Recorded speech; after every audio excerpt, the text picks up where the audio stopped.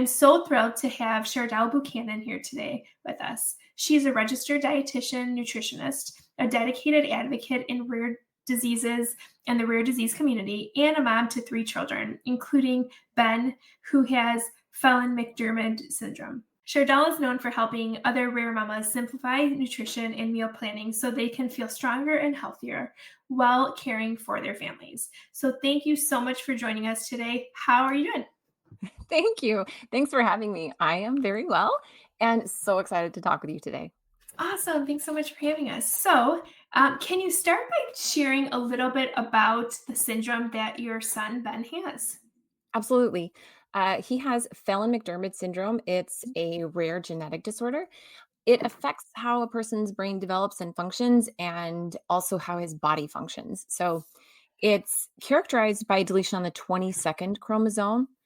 It results in things like intellectual and physical disabilities. And from person to person, that severity um, is kind of in a range. Okay. There's a spectrum there. So some people with Phelan-McDermid syndrome have more skills than others, but everyone loses some essential skills, and most of them require long-term care and medical attention. So some cases, you know, are different than others, but for most of the kids, the most common symptoms are low or weak muscle tone, which is hypotonia, but it's Mhm. global. It's their whole body, including the GI tract. Oh, They wow. all have developmental delays and absent or delayed speech. Like Ben doesn't have any speaking words. He makes noises. He can communicate, but he doesn't have speech.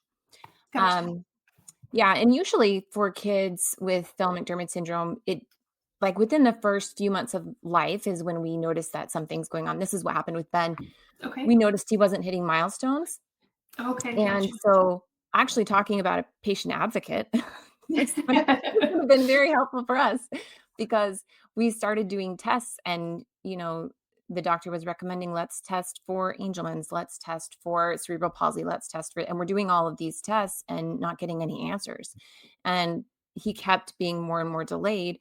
And the longer that time went on, eventually he recommended genetic testing.